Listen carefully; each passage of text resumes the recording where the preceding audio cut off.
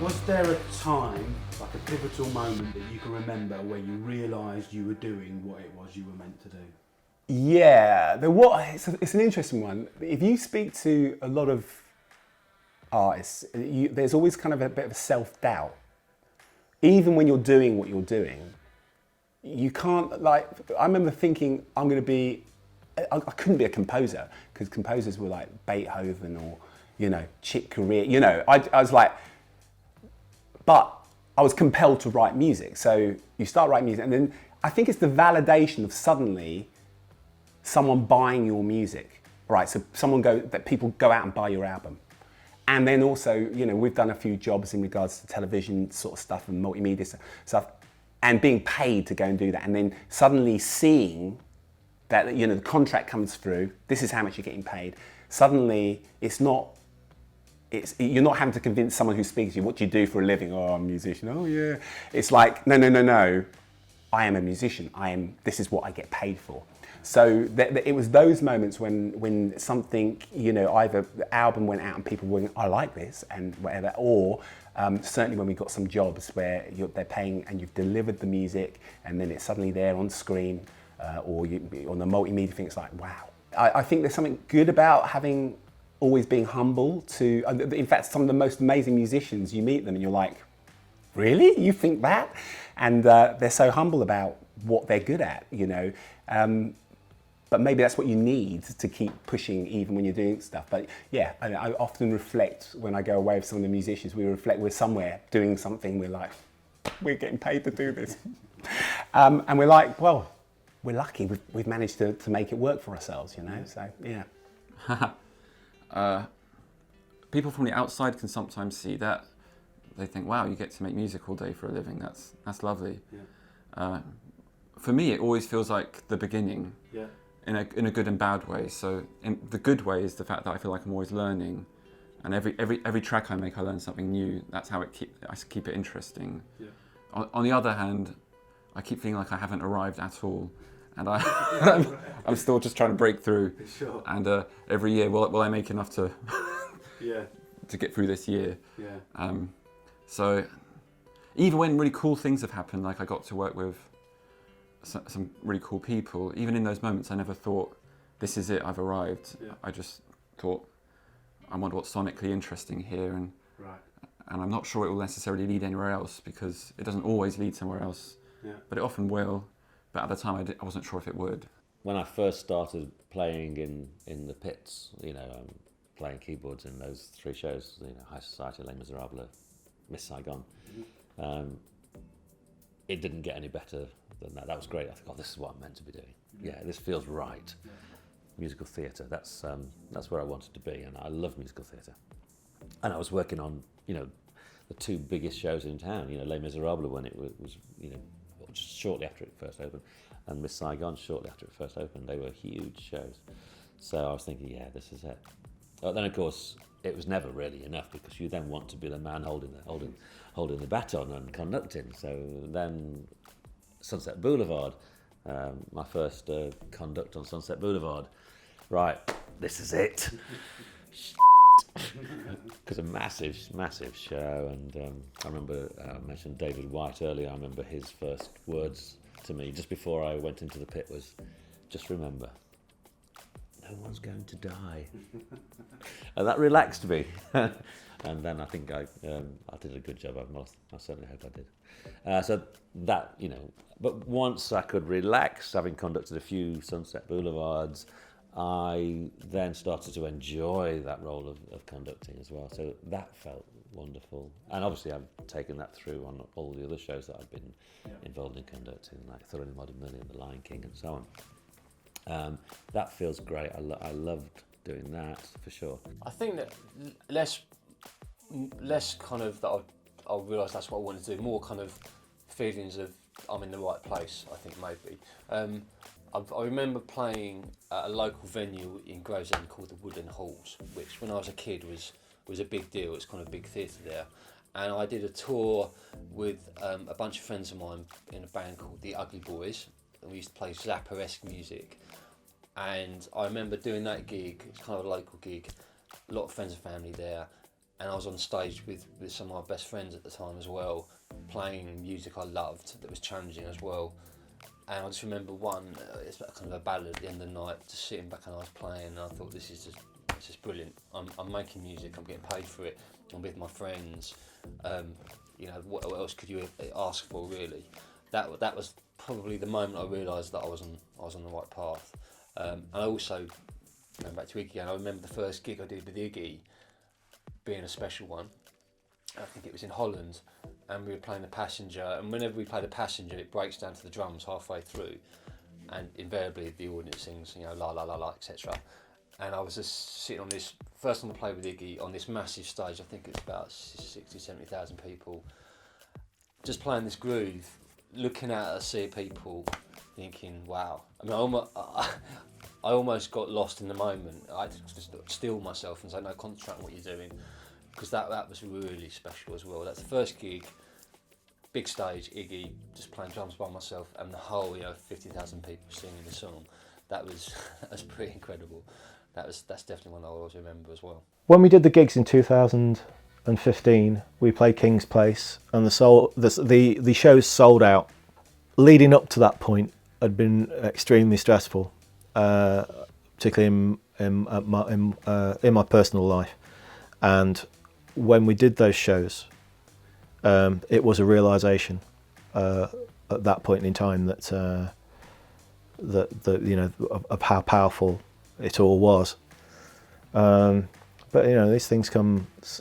In my experience of these things, these achievements come sometimes at a very high price, and that's the way it was. But these things in life tend to be bittersweet, in my experience. It's just the way that it's been. Now? That's good. No, right now, yeah. Can I expand on that? Yes, please. Yeah, so right now I am starting courses and classes on creativity. Okay. So I think there's something, having gone through playing an instrument, then composing and creating stuff, I was advised when I was very young to start writing music. So that I took that to heart, and I'm so glad that musician said that to me. Mm-hmm. And I would say that to every musician I met, just start writing music. It gives you such a bigger perspective on everything you play then and could participate in. So now I'm doing a lot more writing of music, and also having written, I also have worked a lot with the blocks to writing. Especially as a woman, there are huge blocks to creativity, and the blocks aren't only inside me, they're also outside in the culture and in the world. So, we have to deal with an extra layer, if you like. Mm. But I'm now really excited because I'm working with my other interest, which is psychotherapy, to put together a program on finding our deepest creativity and working with those blocks to that. Using music, using art, using writing. So people who create anything, so people who create at all, mm-hmm. are invited to this. And we will work with the things that stop us from creating, and then we will work with actual creating in the moment. Yeah, the first one was walking across a field with a guitar in a bag. I think it was a Woolworths £14 guitar from a junk shop or something, and I was walking across a field near my house to go to my friend's house to rehearse with the band, and I think I'd only been playing with bands a few weeks or something, and I walked across this field and it was like in a big empty sky, an empty field, and I sort of stopped and sat down in the middle of the field, and I had this weird, I'm not at all a mystical or religious person particularly, but I had this kind of weird thing. I sat there and I looked at this guitar and I thought, this thing's going to take me around the world. I just was convinced of it. At that moment, this is the thing, this is my thing, I found my thing, in life. And I've never really had a feeling like it since then. And of course it was right. That doesn't mean to say I might have not failed and that was a stupid delusion, at that time, but it felt like a prophetic thing in hindsight. It felt like something that made me think, be true to this, because it will, if you look after this, it will look after you. And that's been that's been the case largely.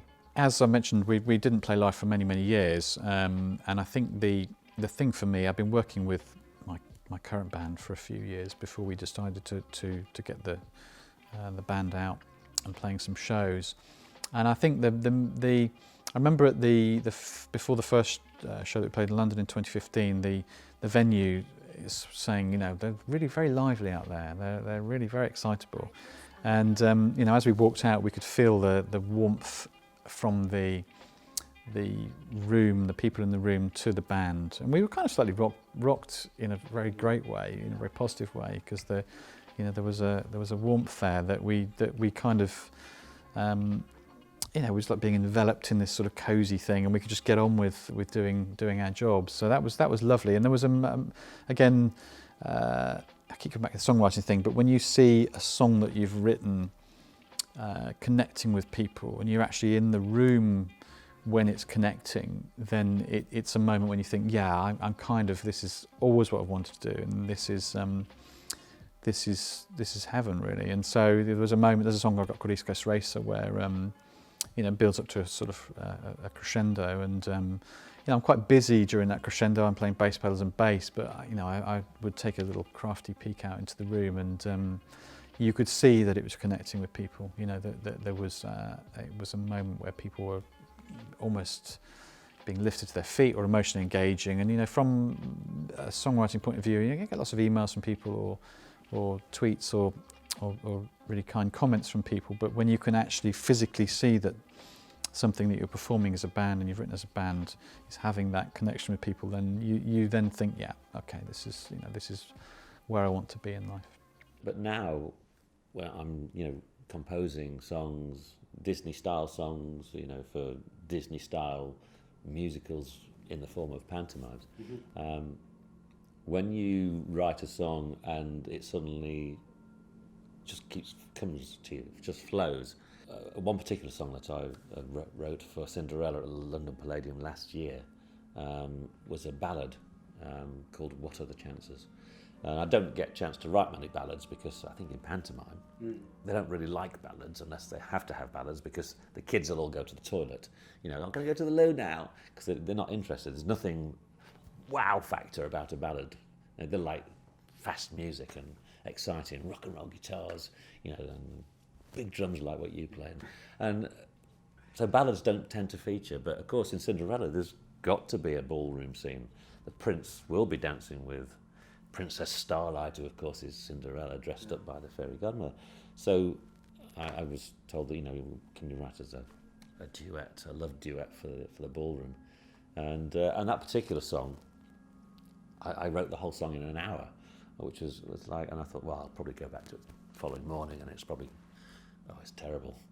But in the end, I went back to it and I thought, no, I think, I don't think there's anything I would change, which is quite rare, because I think we all doubt ourselves, especially the creatives within us. We all doubt ourselves and compare ourselves. For my live tours, I've had that experience with everybody I played. When I did Keziah Jones, and remember that was my first taste of playing in front of a like 20,000, 30,000 upwards crowd. And what makes it even more special is there's only 3 of you on the stage. So you don't get lost with all the other musicians. You're one of them 3, so everybody knows all 3 of you. So I went from not being known to being known. Do you know what I mean? Not that it didn't go to my head or anything, but it was nice. You know, you go somewhere and people will know you before you. And it was really hard to get used to, because you'll get people looking at you and you'll think, why are they looking at you? Not realising you just played in front of 40,000 people. Someone's going to recognise you. Do you know what I mean? And I'm going to all these different places, and when I step off the bus, or even if I'm walking, and I'll get recognised, and I'll be. But they, you know, when you meet somebody who you're in awe of, you don't necessarily say anything to them. You're just shocked and you're looking at them, and I'm like, why is that person looking at me? What's wrong with them? Not realising they're looking at me because they see me on stage. Do you know what I mean? And that is a lot to get you. You have to get used to that. Do you know what I mean? Get used to getting recognised. It's nice. It really is nice when someone recognises you, but it took me a long time to just, because I never used to. I still don't think I'm not the star. Do you know? The star is that person who you're playing for. He's the star.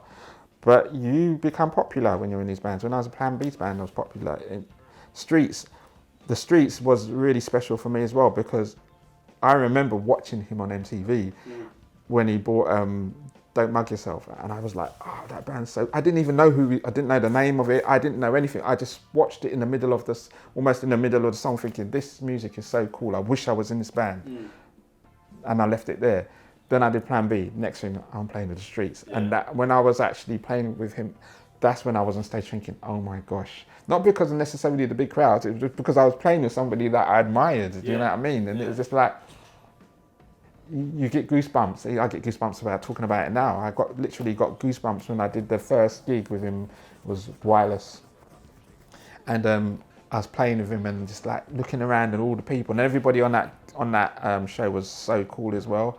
I got goosebumps from that, and then I got goosebumps from Ben when seeing him come from nothing to like being this superstar on stage, doing the biggest gigs like you can do. We did all the arena gigs and all that, doing that, and it's like a big achievement more than anything. You know what I mean? You've gone through a journey and you've got to this place. You know, I believe in life, nothing's impossible. If you think it, you can achieve it. It might take time, or you don't know how you're going to get there, but if you keep on thinking it, you're going to get there. I was thinking about this recently because, like I said, some years are good and some years are less good. On the years that are less good, I foolishly, I think, try and think, what else can I do? And it's a bit foolish because I realise after a long few days of searching that music's the only thing I really want to do or can do. But I think maybe writing, I actually studied literature, English literature at university, and I would love to be a writer. I don't think I've invested enough in that for that to be particularly possible now, but maybe writing, anything creative, basically, filmmaking. And also, I love helping other people to be satisfied creatively, so maybe more workshops or stuff with more teaching-based stuff, but not a full-on classroom, because I haven't got the skills to keep a class disciplined. I think they'll just run me over, but maybe one-on-one or small groups, teaching them music or literature or something like that. So I've been, I guess, more creative work, I think, but I've wanted to write a book for many years, and I've kind of made some false starts along the way. So, you know, at the moment I've got a couple of thoughts about writing something about Big Big Train and its sort of place in the musical world and progressive rock in the contemporary era. Like a biography of... Yeah, I think the story so far, but you know, throwing in some commentary about the world of music. And also, I'm a big history buff, and you know, I've had some idea about a particular history book for many years, and I started researching it many years ago, before the band started to take over most of my time. And so I'd probably, in my ideal life, I'll have maybe another 10 years or so of music, and the band will do well, and you know, and then I'll perhaps take some time off to write some books. You know, that would be how I'd like to kind of finish things off. I think I probably would have written stuff. So journalism or even creative writing of some kind. That's the nearest thing I can think of. But I'm definitely not cut out for turning up at the same place working for somebody at 9 o'clock in the morning every morning. And I couldn't stand it. I did a little bit of it when I left school, you know, temporary office jobs and things like that. And it's just not for me. I would fail massively at that. But I think so. Writing, I think, possibly would have been the thing. You know that this is a musician's question. Yeah. It's like your alternate career. Yeah. And people have really weird answers. So, what would I like to do? I think I'd like to garden. Yeah. It's doable. Yeah. There's something very low pressure about being a gardener. Yeah. Would I be a gardener? Oh, God, no, I know what it is. I'd be a perfumier. Ah. That's what I'd be. So yeah. creating the actual Creating perfumes, yeah. I love it. I do it anyway with essential oils, and I make all sorts of things at home, sprays and bottles and things. But yeah, I'd be a perfumier. It's a good job I'm a musician, because I was into computers, and me liking excitement and all that, I like to hack into stuff. I wanted to hack into stuff. So I would have probably been a computer hacker, which would have probably not gone down too well. So yeah, I would have been into computers. But the only thing that was exciting, because I used to watch like films about people on their computers hacking into things they shouldn't be doing and all that. And War games and all I see that was in my head. See that? I love that film. Do you know what I mean? And just when you watch the film and they've got the older modems, which were it was just crazy how they had all that. But that was all high tech at that time. But you wish you had that in your room and being able to do that. And it wasn't the fact that you wanted to be this criminal and steal stuff. It was just the fact that to get into the system in the first place and all that and do. That's what I really liked. So I remember I had my little computer and I used to try and. I don't know what I was doing anyway. I never ever hacked into anything in my whole life. Yeah. But it's the excitement. It's the excitement. I think I like the excitement. So adrenaline, right? the adrenaline. So that's what I get from doing music. Yeah. You know, it's just set for it's all above board. Do you know what I mean? So a hacker. Yeah, I've been a computer hacker. Oh, that's bad. My skill set is to do it's mainly to do with music. So it would be something musical. But if I couldn't sing, I'd probably either write songs or produce for bands, that type of thing. I do production work, which I like to do. That's something that I would like to do. That's something I'm going to be doing with Judy. So I want to. I've been writing with her, and we'll produce some recordings that we do. So that's something that does intrigue me. You know, I've been playing music for so long now. The only other I could have gone to sport when I was younger. It was a toss up at the time. When I was a young guy, I did a lot of everything: football, rugby, cricket, badminton, basketball, squash, you name it. So I would have probably ended up doing something sporty, I think. I can't. It's so weird. I've been playing drums so long now. I can't imagine never doing anything else. I get behind a drum kit and it just feels the place I should be. So I'm not sure I'll do something in the arts, or who knows. But the drums kind of grabbed me at a point in my life when I was ready to throw myself into something. So probably something sport, but it's not going to happen now. So I'll stick on drums, I think. I think, for me it would be sport, because I made a choice when I was younger, where the sort of school I went to, sport was big, and my brother and I, we were good sports people. And I think if I put the same level of passion into sport, maybe rugby, because at the time rugby wasn't professional, but there was a rugby league started up, and one of our contemporaries, Martin O'Fire, he went off to become, and he was someone we would have competed with, my brother and I. So sport would have been the thing. That's the other thing I'd be passionate about. I don't necessarily want to play it, but I'm totally passionate about every sport. I'll watch whatever to do with sports. So yeah, a sports person. I worked in a bank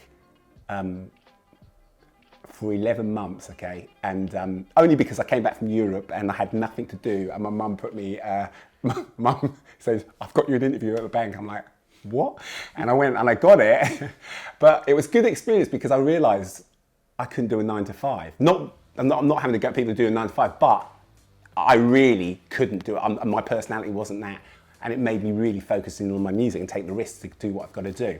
So I think you just work out what you can or can't do. And I think with music, it's good to not have a choice. You don't feel like you've got a choice. You're just going to go and do it. Absolutely no brainer.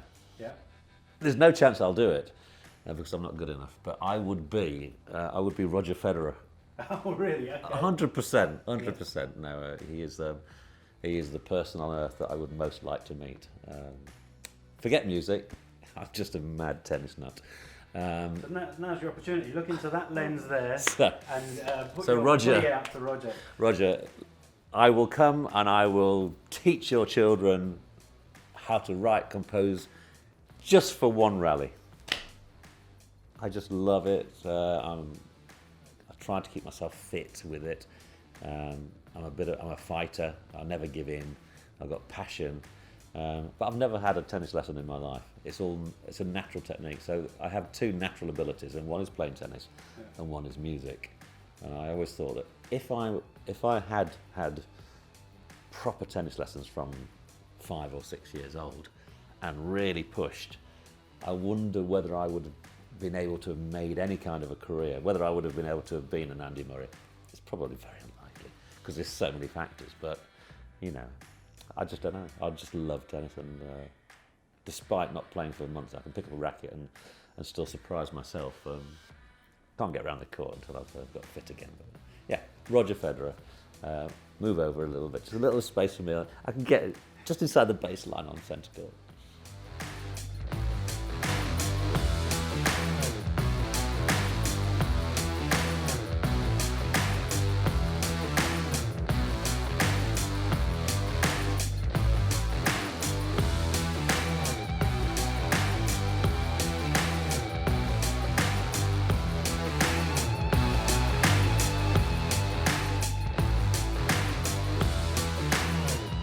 My daughter Naima has been changed on the floor of Abbey Road. Well, that's a good. She's got a good story she good could claim to her name there.